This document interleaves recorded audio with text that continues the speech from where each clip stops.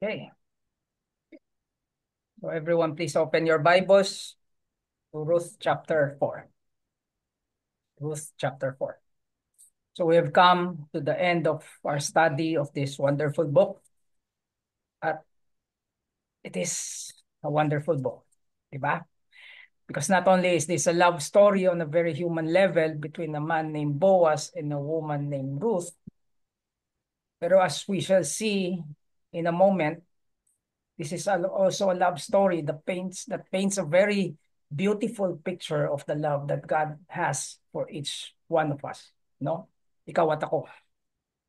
Kaya as we read and study through this, hindi natin dapat binabasa to as just another love story. Okay? Kung saan gusto mo lang makita kung nagkatuluyan ba tong si Ruth at si Boaz dahil kinikilig ka. Guys, we should treat every word that we are reading here as God's personal love letter to us. Because without this story, without the extraordinary faithfulness of these two individual people being brought together by the providence of God at one of the darkest times in Israel's history, I might add, wala tayo dito ngayon. Alam niyo yun? Hindi lang sa hindi tayo nagba-Bible study sa Ruth, but we might not even have a Bible at all to speak of. Kasi there's no Christianity at all. In other words, without the events that happened in this story, all of us here are essentially doomed to eternity in hell. So ganun katindi ang impact sa atin nito, no? Pero before we go much deeper into that, I think ang mas gusto niyo talagang makita ngayon is kung ano ba ang mangyayari dito sa kila Boaz at Ruth. Di ba? Lalo na kung isa ka doon sa matitigas ang ulo at ayaw magbasa in advance. Kasi yung buong chapter 3, well, it took place in secrecy and darkness. Naalala niyo yun? Both literally and figuratively. At wala tayong nakitang resolution doon. We saw Ruth going to Boaz in the middle of the night with a proposal and Boaz says, okay, yes. Pero kailangan ko muna asikasuhin to. Because there's this other redeemer who has higher rights to you than me. And until we resolve that, wala tayong magagawa. Hindi kita pwedeng pakasalan. And that's why that chapter ended with Naomi telling Ruth, wait, my daughter, until you learn how that matter turns out.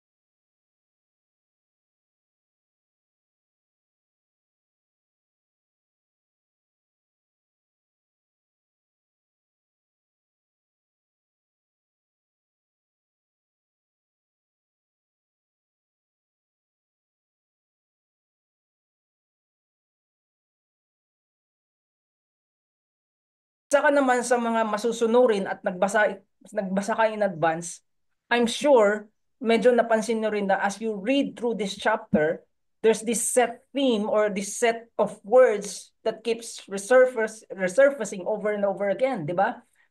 Where we keep seeing the words redeem or redeemer, redemption, to buy. And that is because this is exactly what this whole chapter is pointing to.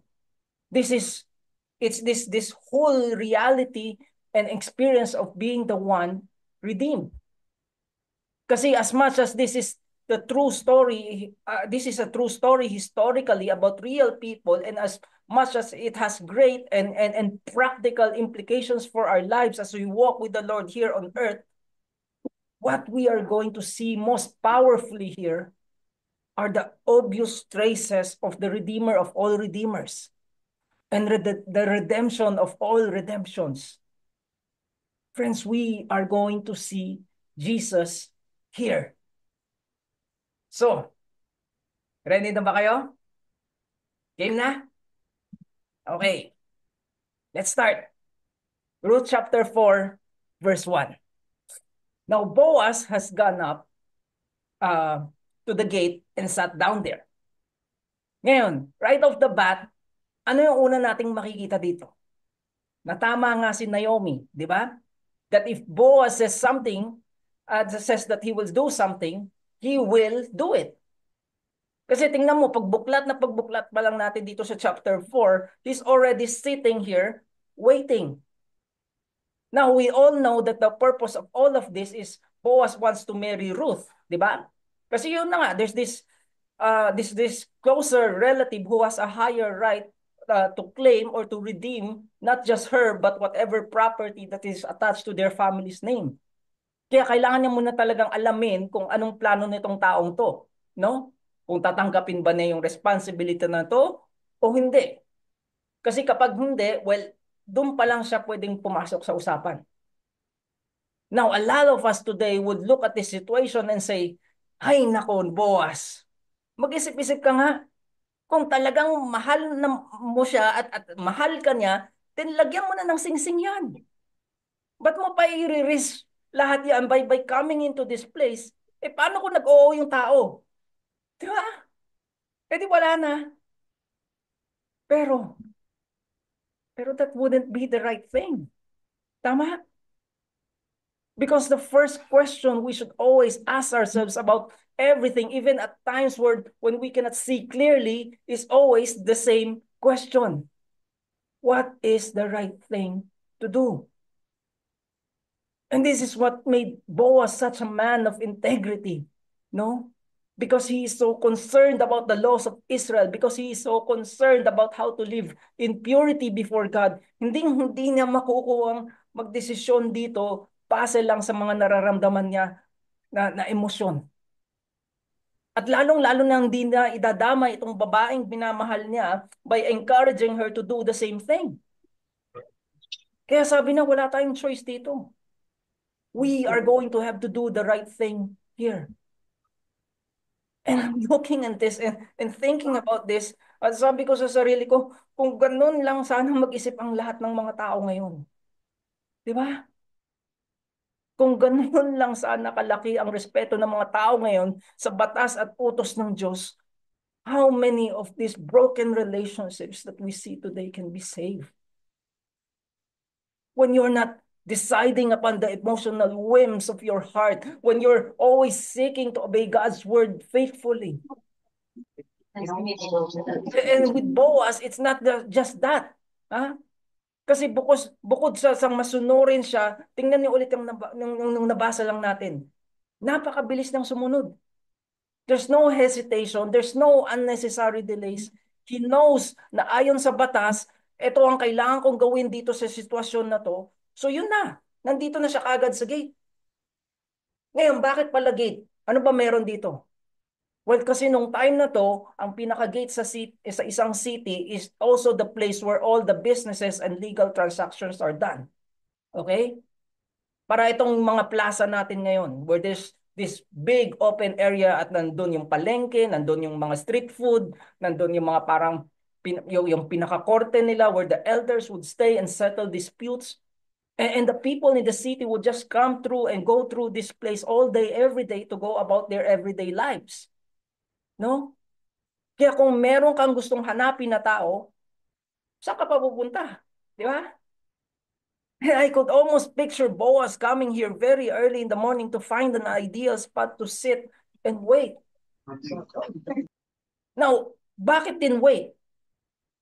Bakit siya naghihintay? Well, kasi there was no formal appointment. At this point, di pa naman alam nung taong hinahanap niya na hinahanap siya. Tama? And so Boaz is also doing what Naomi is asking Ruth to do here, no? To sit tight and patiently wait for the proper time to do what he has promised to do. And I can't help but think that this whole story that we're reading here is such a picture of Christ, no? Because just look at Jesus. We know even from the book of Genesis na, oh nga, he initiates and eagerly longed to rescue us. Pero hindi naman siya yung parang bara-bara lang pumasok dito sa mundong to, di ba? It's only in heaven's perfect timing that he enters into this world, took on flesh, dies a gruesome death in order to redeem for himself a bride. And by the way, since pinag-uusapan na rin natin to, was it a perfect bride kaya na ginagawa to? Hindi. Far from it. Pero he wasn't reluctant. He wasn't hesitant. As the eternal creator, he wasn't thinking of different options like, burahin ko na lang kaya sila sa mundo since ang gulo-gulo nila. Gawa na lang ako ng bago. No. He says, I want this bride and I'm going to do whatever it takes to get, to be, to whatever needs to be done to get her. And guys, do you know what's even more amazing about the way that he does all this?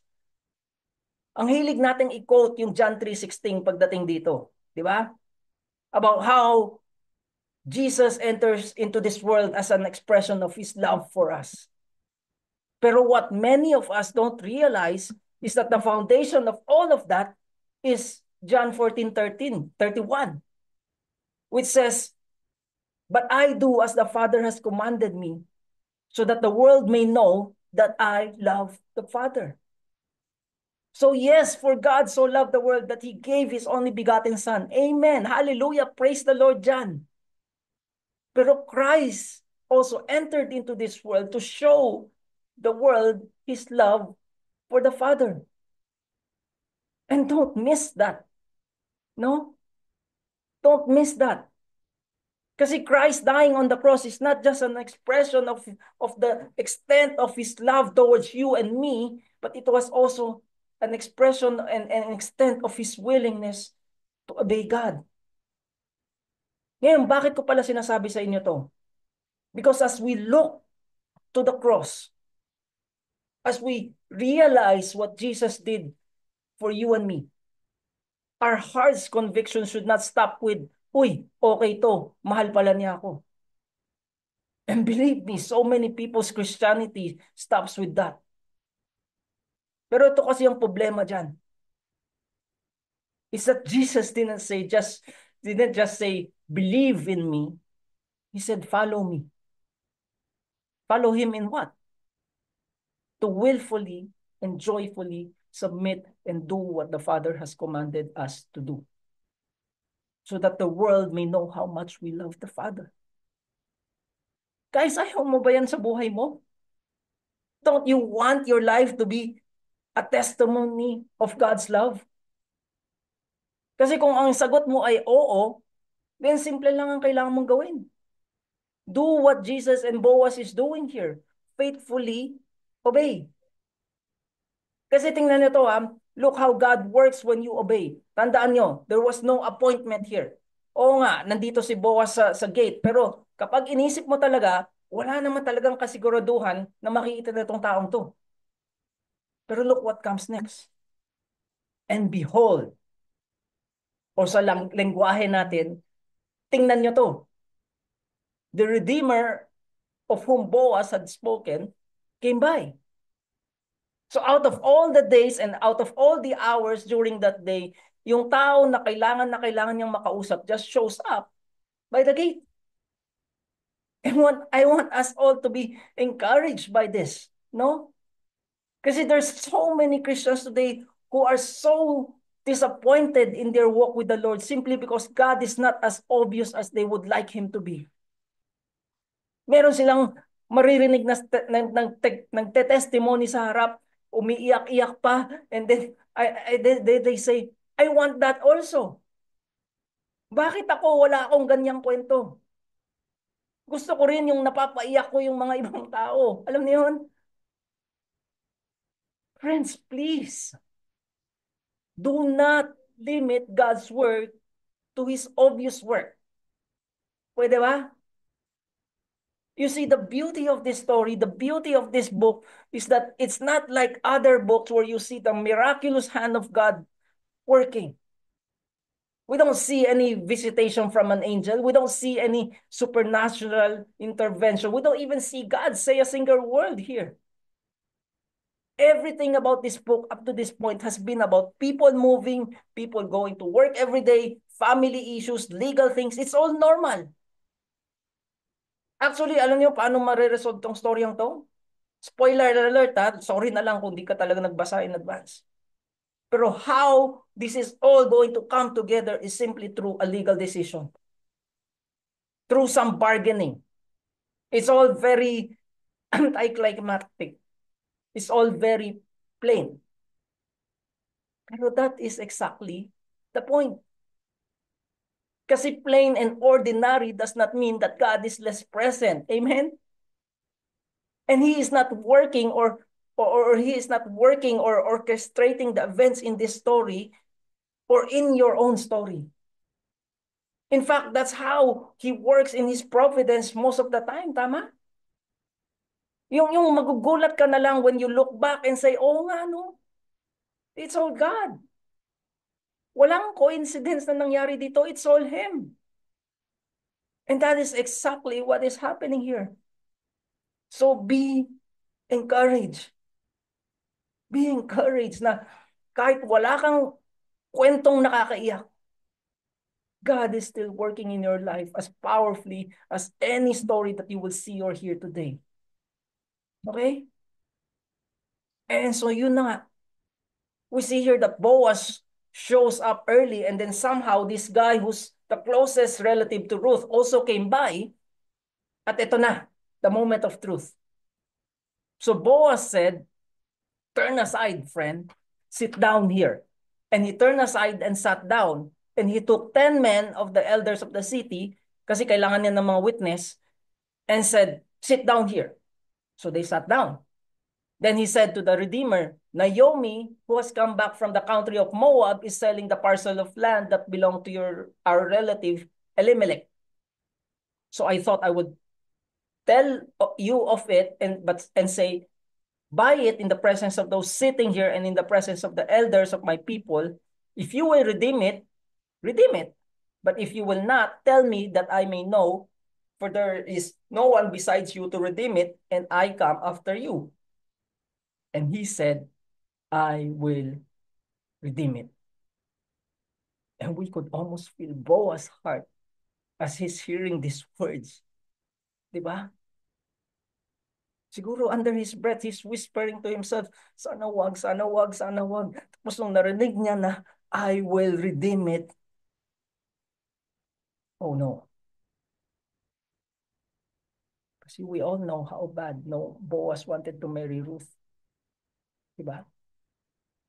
In the same way, Ruth wanted to marry Boaz.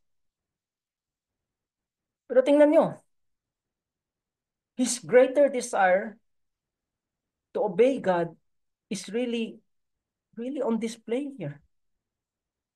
Because no matter how passionately in love Boaz was with Ruth, no matter how gracious he has been towards her these past weeks and months, his ultimate desire is still submitted to the means that God has provided on how somebody in their culture is to be redeemed. And this act is not something na, alam niyo yun, automatic.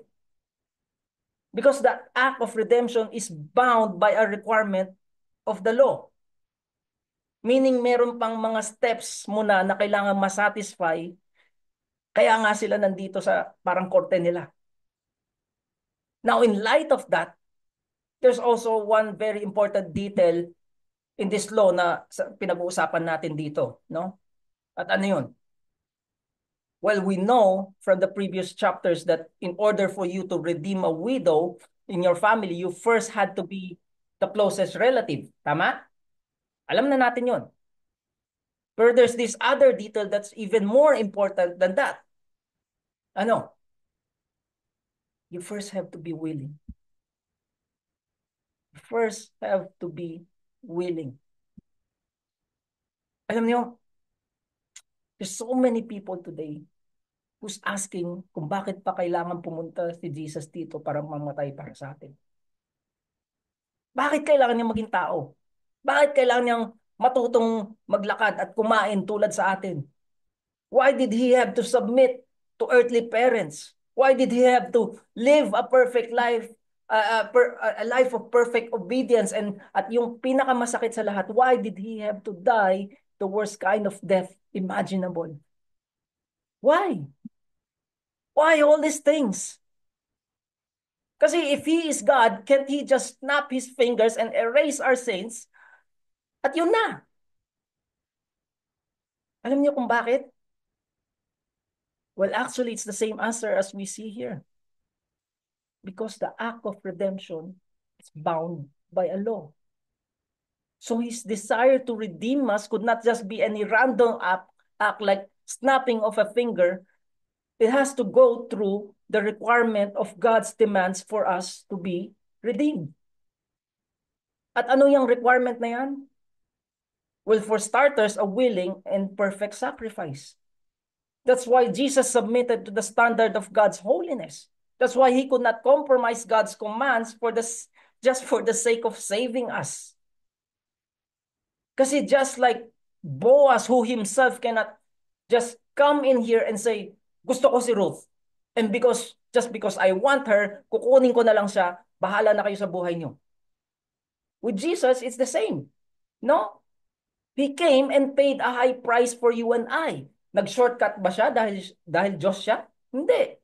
Did he make it any easier for himself by breaking God's law? No. He submitted to all of it. And again, bakit? Because it's the only legal way to redeem us.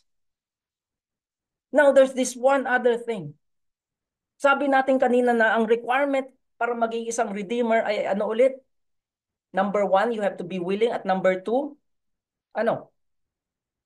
You have to be a relative. You had to be related. Kasi kung hindi, even Boaz himself has no business being here. Tama ba? Just in the same way, that one other requirement for Jesus to redeem us is he also first had to become our relative. Na-realize na ba yun? Tayo kasi whenever we say Jesus is my redeemer, ang pinipicture lang natin sa isip natin is only the act of redemption itself. Tama? Not realizing that there is actually a biblical definition of a redeemer. Actually, kung Hudyo nga, yung mga Hudyo nga nung time na to, at pag narinig nila yung word na redeemer, alam na nila kaagad yan. That in the context of the law of redemption, a redeemer is a relative. Kaya Jesus had to be a relative. Tingnan nito Hebrews 2 verses 14 and 15. Since therefore the children share in flesh and blood, he himself likewise partook of the same things, that through death he might destroy the one who has the power of death, that is, the devil, and deliver all those who through fear of death were subject to lifelong slavery. Kita na yun? Because we are flesh and blood, ikaw at ako, for our redemption to actually be a possibility, Christ has to partake of flesh and blood himself. Though he himself is perfect, he still clothes himself with human flesh. And he comes into this world and makes himself part of the family of fallen humanity. At dahil dyan, he's now in the right legal position to be our redemptive representative before God. Okay? Gets ba? So Christ steps into our world, becomes one of us, relates himself to us so that he can rightfully represent us and redeem us in the same way that Boaz here is in the right place to redeem Ruth.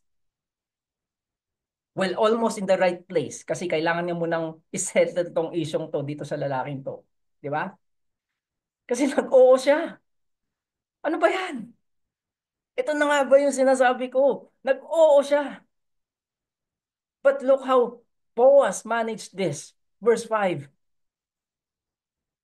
The day you buy the field from the land of Naomi, you also acquire Ruth, the Moabite, the widow of the dead, in order to perpetuate the name of the dead in his inheritance. And so just like that, nailabas na niya kaagad yung sa usapan yung alas niya, no? Who is si Ruth mismo. Kasi kanina he's like, alam mo, si Naomi, this elderly relative of ours, because of her deceased husband, they have this piece of land that you can claim. Kaya nga wala nang tanong-tanong, nag-oo kagad yung tao. Siyempre, sino ba mag-aayaw nun, di ba? Libreng lupa eh. Pero tingnan niyo yung wisdom at biglang kambyo ni Boaz dito. Pero ito kasi yun. She's just too old for you to marry. So kung kukunin mo talaga tong lupang to, kailangan mo rin kunin bilang asawa itong manugang niya. Si Ruth the Moabite. At in-stress pa niya talaga yung Ruth the Moabite. No? Kasi nga, there's this stigma with the Jews sa mga Moabites, di ba? And the moment this person heard that, napatras siya. Ah, teka lang. Hindi kaya, hindi kaya baka masira yung reputasyon ko ba dahil dito? And that's why we see immediately here in verse 6 na then the Redeemer said, I cannot redeem it for myself, lest I impair my own inheritance. Take my right of redemption yourself, for I cannot redeem it. So ayun na, binawi. Kanina nung hindi pa nababanggit si Ruth, it's like an obvious yes, di ba? Kasi it was too good of an offer. When all you have to do is claim this land and be more prosperous because of it. It's all benefits without any risk. Pero the moment there was a price tag attached to it, the moment there was a responsibility and a sacrifice that he needed to take on, aba, nag-back out. Ngayon, bakit? Kasi this is not simply just because Ruth was a Moabite. Huh? But it's this. Because according to the law, the whole point of this whole thing na kaya ka lang naman papakasalan ng kamag-anak mo kapag namatay yung asawa mo is for him to continue on the family line. Tama? Para yung mga anak-anak sa linya nyo would still have the property and the assurance and the safety for their future. Pero what's the implications of that?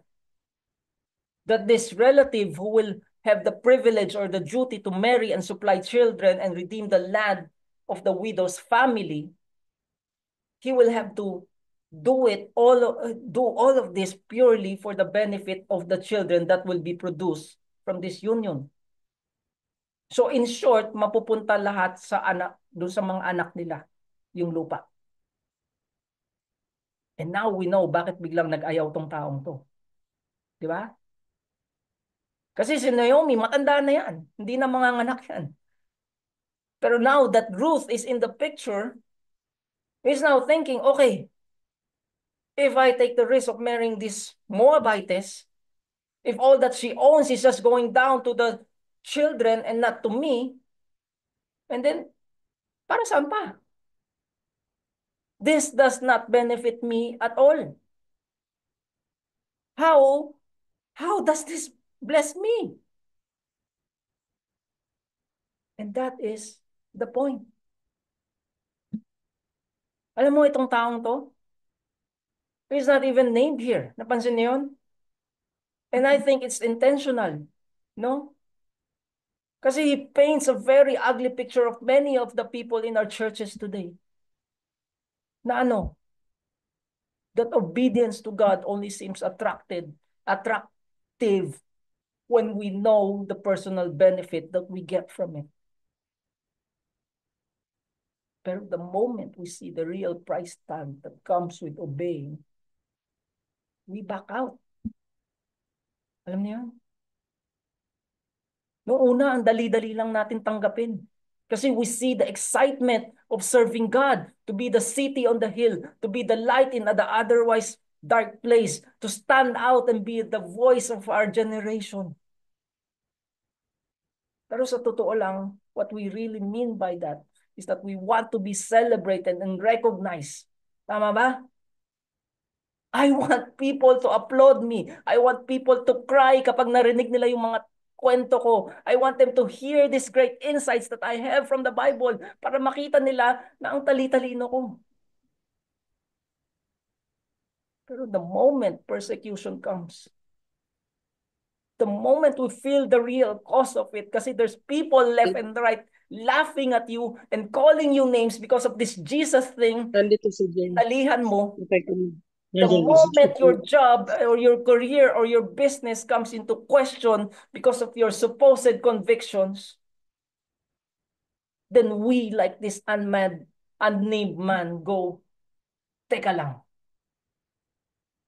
this is not what I have signed up for. It sounded real good nung una. Pero ngayon, I'm starting to see that this is really going to cost me. So you go ahead, take it. Ayaw ko na. Just take it. And what this man was specifically worried about is baka magkagulo-gulo yung sarili niyang inheritance. Di ba? This guy who's probably already married, he's thinking na pag magkaanak ako kay Ruth, tapos may sarili pa akong anak, then things are just going to get real difficult. Kaya I just don't want to get involved with any of that. So back out na ako. Pero alam nyo, ito kasi ang nakakatawa dyan. Because the very thing that this person wanted to preserve and maintain was lost dahil nag-ayaw siya rito. In what sense? Well, we never even got to know his name. Wala tayong alam sa lineage niya. He just faded into oblivion. Tulad si Orpah sa chapter 1. Naalala niyo si Orpah? After she chose to go down her own path dahil hindi din niya makuhang sumunod dito sa Diyos ni Naomi, she just disappears. Never to be seen again. Pero si Boaz, on the other hand, tingnan niyo si Boaz. He chose to take on the responsibility. And anong nangyari sa pangalan niya? Well, if you look at Matthew 1, his name is immortalized there. He becomes a stamp in the genealogy of Jesus Christ. Imagine yun. Dear friends, know this. You'll always lose when you disobey. Okay? You'll always lose when you try to keep your own life. You always lose when you think it's too much of a risk to live for Christ. Pero okay lang yun. Kasi the opposite of that is also true. No? In that you'll always win when you, like Boaz, choose to pay the higher price no matter what it is. No matter how hard it is. And so we obey. If not for anything, it's because it honors the God who gave you life. No? And that he always honors that kind of a commitment. And so what comes next in this story? Well, okay na. Boaz says, ayaw mo? Sige. In front of all these witnesses, I'll be the one to take it. And here's another beautiful picture of Christ's redemption for us. Kasi here's Boaz standing in front of this court of 10 elders petitioning for Ruth, and it's going to get very serious and very tense and very costly for him. Pero nasaan si Ruth sa lahat na to? Well, she's at home waiting with Naomi. Di ba? So this whole transaction that is taking place is really costing her nothing. Other than the fact that she came at Boaz's feet sa chapter 3 with her need and her desire for a redeemer. Pero who's paying the high price to get all of this done? Who's going to have to sacrifice the most? Boaz. And so it is with Christ. Kasi yes, it's true that salvation is free for you and me. Pero never, ever, ever, ever, ever forget that God paid a very high price to make it free. Paano? Well, isipin mo did He send some mighty prophet or a powerful angel to redeem us? Hindi, di ba? He sent His precious, precious Son, the one who before anything existed, He was perfectly content to have an eternal relationship with. The one who never even had a glimpse of what it's like to be separated from the Father. That love Son. God is the one who was given to us to redeem us. And what did it cost you? Nothing. Nothing. Actually, ang contribution mo lang nga dito ay yung kasalanan mo. Kaya nga tayo nasa sitwasyon na to. And that is why it's called amazing, amazing grace.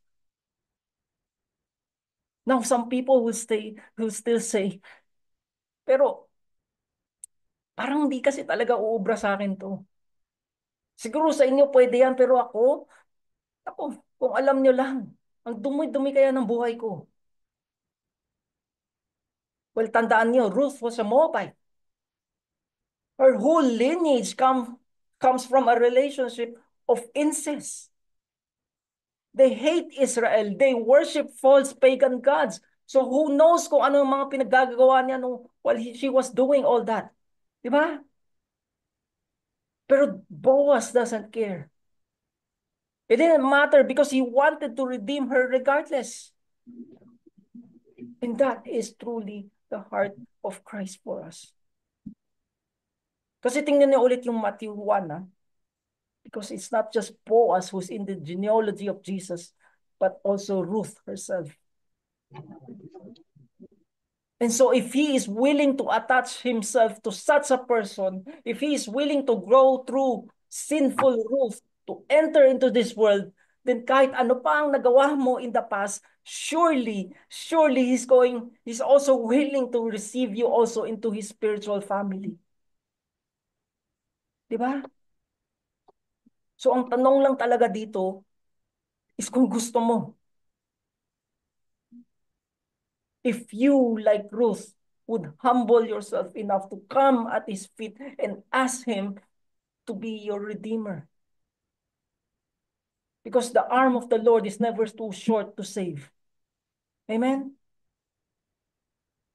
Now, let's move on. Verse 7 to 10. Amen. Now, this was the custom in the former times in Israel concerning redeeming and exchanging. To confirm a transaction, the one drew off his sandal and gave it to the other, and this was the matter of attesting in Israel. So when the Redeemer said to Boaz, "Buy it for yourself," he drew off his sandal. Then Boaz said to the elders and all the people, "You are witnesses this day that I have brought from the land of Naomi, from the hand of Naomi, all that belonged to Elimelech and all that belonged to Kilion and Malon. Also Ruth the Moabite, the widow of Malon, I have bought to be my wife, to perpetuate the name of the dead in his inheritance, that the name of the dead may not be cut off from among his brothers and from the gate of his native place. You are witnesses this day." Ngayon, one of the downsides of reading all this as opposed to being able to hear words audibly is hindi kasi natin nababasa ang tono. No? Pero even so, there's an air of excitement in the words of Boaz here. Di ba? We see him here exclaim twice, "You are all witnesses. I'm going to buy this land and I'm going to marry Ruth and I'm going to preserve the inheritance of this family." And this is him trying to declare his love for this woman publicly. Dahil ang daming dumadaan dyan sa lugar na yan. And more importantly, there are witnesses and elders who are hearing this and recording all of this. Kaya he wants to make sure na malinaw sa kanilang lahat ang ginawa niya. That his allegiance to the word of God and his love for this woman will be testified by others. Para mula itong araw na to, No one can say otherwise. Now, Jesus did the same thing, didn't he? Because his love for us wasn't declared privately in a room where there's just one or two people. No, it was declared to us publicly on a cross 2,000 years ago as a memorial for all of eternity. As a reference point even in our calendars for us to measure time based upon this event in his life. At para saan yun? So that no one in the world can deny that a man did live by the name of Jesus of Nazareth. And that he died on the cross as the ultimate declaration of his love for you and I. And you are all witnesses. Alam niyo ba yun? You are witnesses. Every time you hear the gospel, every time, even if you hear it 1,000 times and still reject it, every time you hear it and you are being placed as a witness of his love for you. Kaya at the end of the day, yes, you can make all the excuses you want, pero you cannot deny it. You cannot deny it. Alam mo, there's just so many people today who still can't accept Christ because they have all of these philosophical questions. Why is there evil? Why is God judging people? Bakit may pandemic? Alam niyo yun? But really, what more do you want God to do? Diba? What more do you want than Him sending His one and only Son to die on your behalf? I mean, kulang pa ba yun? Like really, kulang pa ba yun? What else do you want? Guys, you are witnesses, every single one of you. And one day when all is said and done, you will stand before the Lord and the cross will either speak for you or against you. So tanongin mo yung sarili ninyo ngayon. Where do you stand in all of this? Where do you stand? Kasi kung di mo alam o hindi ka sigurado, naku, delikado ka. So please lang. Please settle this before it's too late, okay? Settle this tonight kung pwede. Yeah, let's continue on. So verse 11. So with all the shouting and the public declarations, medyo dumadami na yung mga nakikiusyoso, no?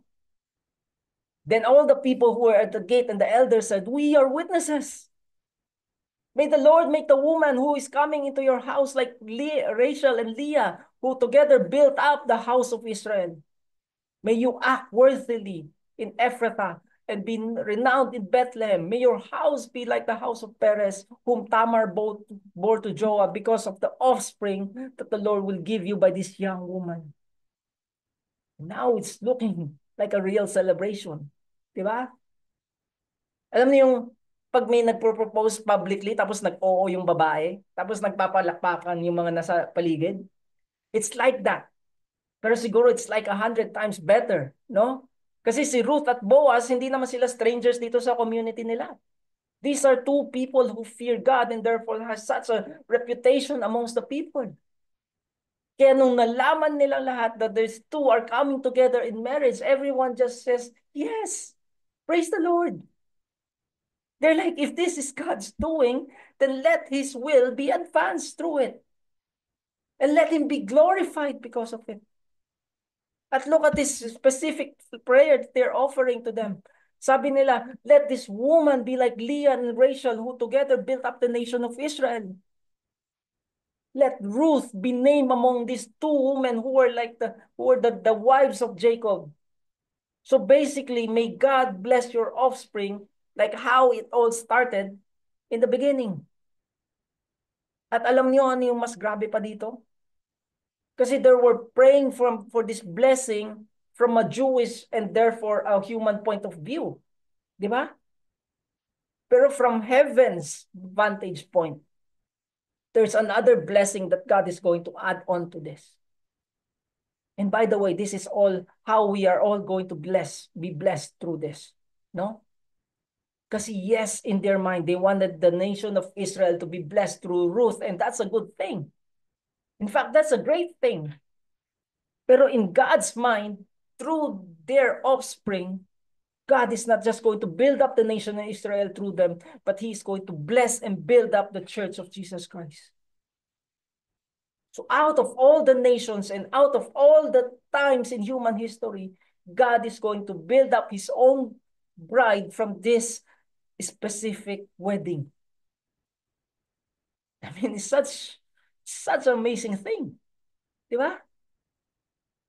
That God has something much, much, much greater in mind here than simply just giving this obedient couple cute and healthy children. And so what happens next? Verse 13. So Boaz took Ruth and she became his wife. And he went into her and the Lord gave her conception and she bore a son.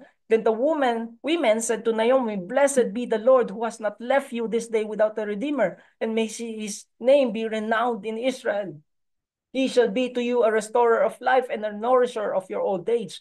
For your daughter-in-law who loves you, who is more to you than 7 sons, has given birth to him."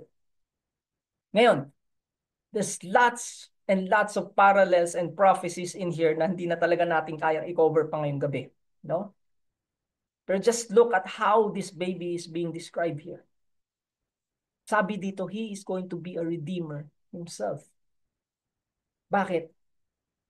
Kasi he now represents the lifeline that continues the name that was lost to Naomi and Ruth. So the family name is now going to live on. And once the people realizes this, they declare to Naomi, this baby is your redeemer. And not just your redeemer, but he is going to be the restorer and the nourisher of your life. Just like this other baby who from this line 1,000 years later will also be born in Bethlehem to be the redeemer and the restorer of lives. Ngayon, bakit pala napunta kay Naomi yung usapan?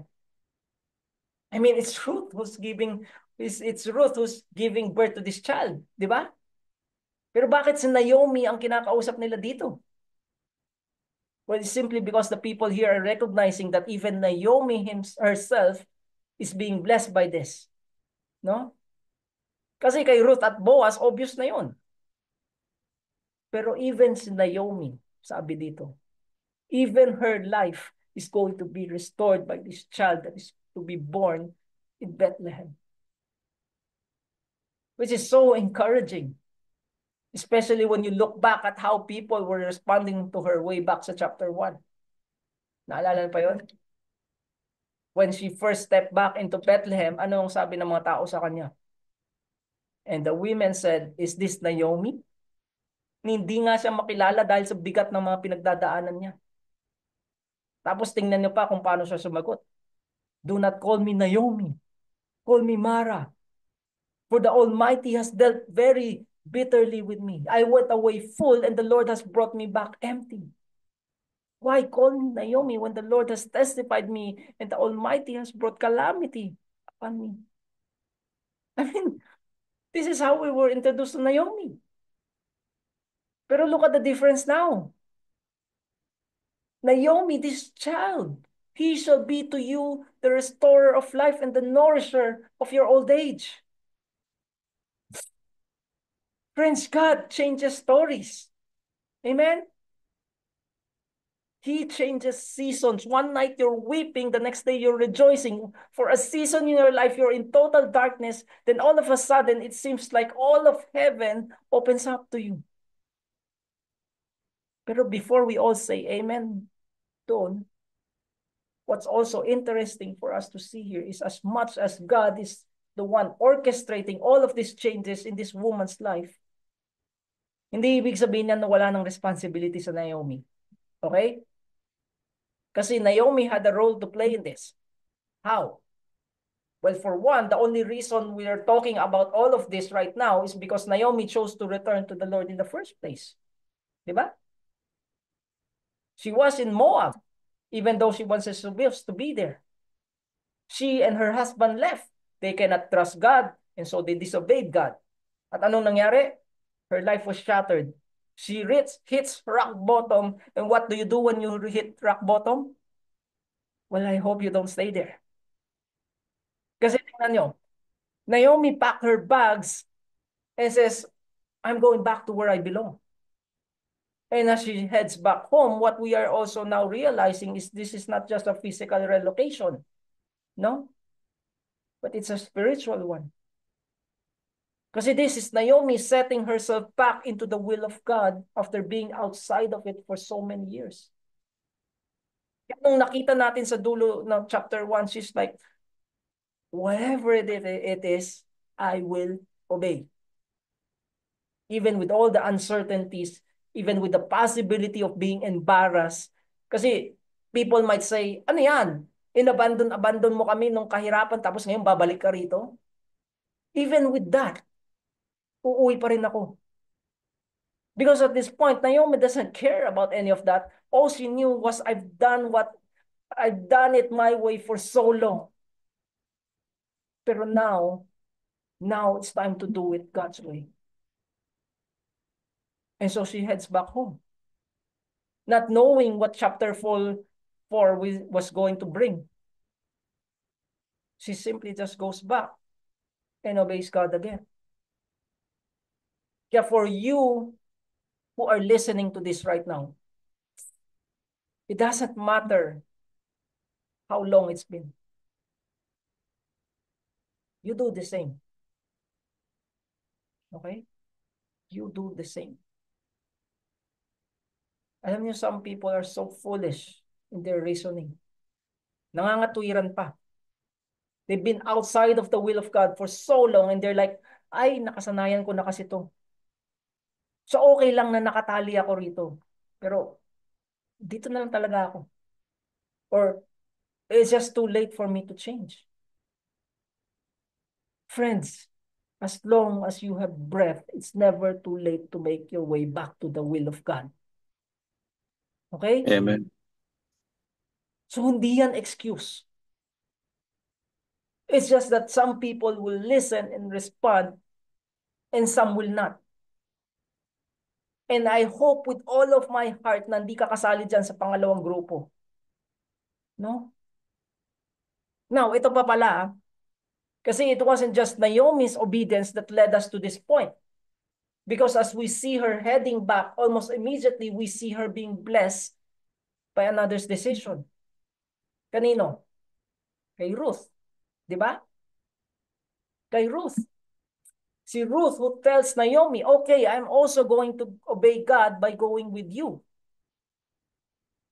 Si Ruth who says, even though I do not know a whole lot about the details of who this God is and what he demands of me, the fact that I know that he is true and living, God, he is enough for me. That is enough for me to obey. Kasi isipin nyo, paano kung ginaya na lang niya si Orpah and went the other way? Di ba? Paano kung ginaya niya si Naomi na nagmukmuk na lang, hindi na lumabas sa bahay? Saying na, anong klaseng Diyos to? Hinayaan na lang kaming maging ganyan. Then all of these things that we are reading here would not have been possible. Tama? Pero buti na lang, for all of our sakes, she didn't do any of these things. She simply said, okay, ito yung sitwasyon ko.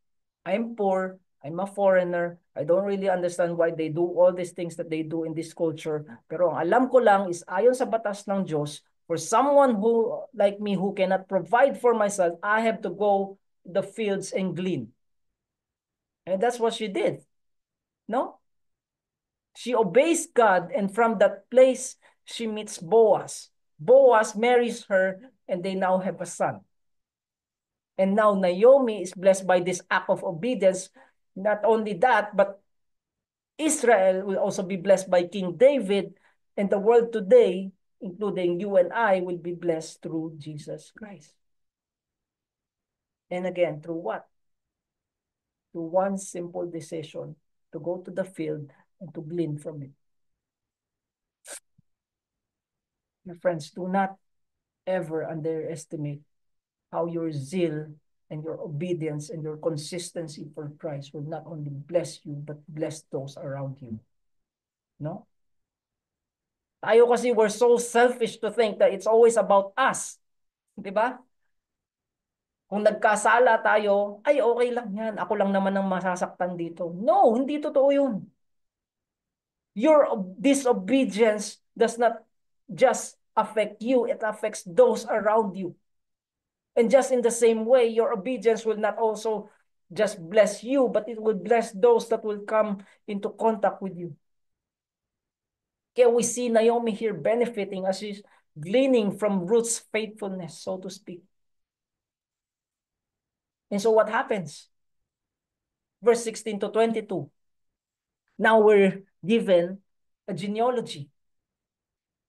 Then Ruth took the child and laid him on her lap and became his nurse. And the women of the neighborhood gave him a name, saying, a son had been born to Naomi. They named him Obed. He was the father of Jesse, the father of David.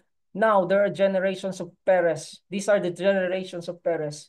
Perez fathered Hezron. Hezron fathered Ram. Ram fathered Aminadab. Aminadab fathered Nashon. Nashon fathered Salmon. Salmon fathered Boaz. Boaz fathered Obed. Obed fathered Jesse. And Jesse fathered David.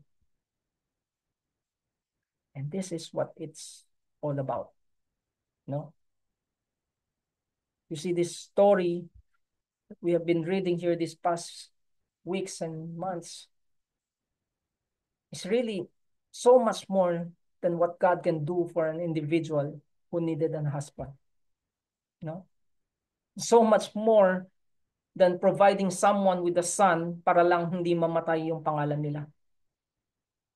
God actually has a grander plan in this that is beyond all imagination. At ano ulit yun? Let's go back to the very first verse of this book, where it says, in the days when the judges ruled, there was a famine in the land. And if you go further back to the book before this called Judges, at tinignan mo yung last verse doon, it says, in those days there was no king in Israel and everyone did what was right in their own eyes. And that's really the issue, no? So beyond God providing a widow with a husband and a mother-in-law with a child, what this book really is God preserving a nation that was headed towards destruction. See, through this marriage that he has brought about through his providential plan, he's going to provide the king who will then usher in the King of Kings. Yeah, as you look out into the world today, as you see all the sin and all the darkness, as you look at even your own life and say, bakit naman ganun? Bakit ang dilim? Bakit parang ang hopeless? Just know, someplace, somewhere, God is doing something. Okay? He's preparing something. He's writing a story and he is going to deliver. Not just for Christianity in general, but for your own life as well. So why else do you think God chose to zoom in on this one family here, di ba? It's really for you and me to identify with them. Because he's like this master artist, no? Kasi tingnan nyo, in one short story about a broken and hopeless looking family, he blesses Boaz, he blesses Ruth, Naomi, the nation Israel, and the entire human race through Jesus Christ. Amazing. Di ba? And so as we end, as a quick application na rin, how do we ensure that God will work in the same way in our own lives? How? How do you ensure that in this life, you can position yourself for God to not just write your story, but for Him to lead you and direct you as He does it? Well, just do what Ruth and Naomi did. Come back to the will of God and stay in the will of God.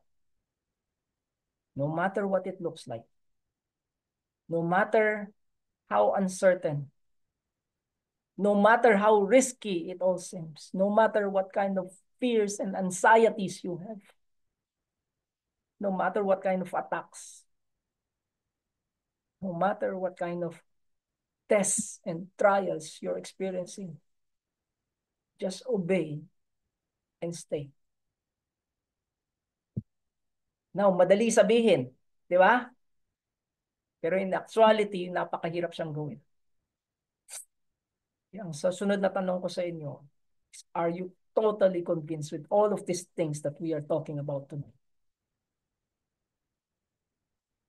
Are you truly convinced within yourself that you love God with all of your heart and that nothing means more to you than serving Him? You see, if you can confidently say yes to that, if that is your heart's posture, if you, like Ruth, can confidently declare, where you go, I go. Where you stay, I stay. Your people shall be my people, and your God shall be my God. If you can confidently say that, then there is absolutely no need for fear. No? Because God will make it His holy obligation to lead you and to write your story no matter what the current chapter looks like today. So again, for the last time, how do you ensure this in your life? Obey and stay in the will of God. Simply because to be in His presence is where the fullness of joy resides. Amen? Amen. Amen. Let's pray.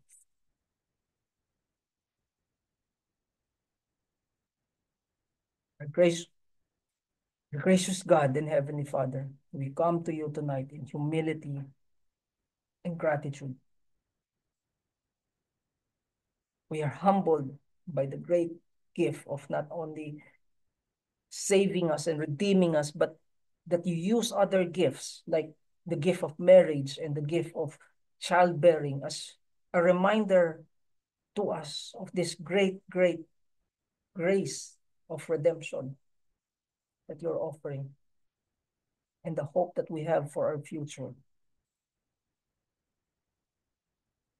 Further, we also cannot end tonight without lifting up to you and praying for the people here who have grown tired of what life brings. Those who have been hurt, those who are weary, those who say, Lord, ano ba to? Ba't parang wala nang katapusan? Father, I pray that you would remind them of the truths that we saw in this story about your providence, about the blessing that your love brings. Alam ko naman that knowing these things does not end the difficulty or the pain. But we also recognize that these truths can give us the strength to endure. And we pray that by your grace, that it will do just that for everyone. And finally, Lord, I pray for every heart here that has not surrendered to you.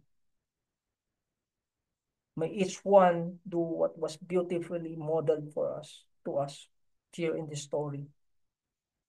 For us to humbly come to you in honest repentance and say, Lord, I have nothing to show for other than my disgusting sin.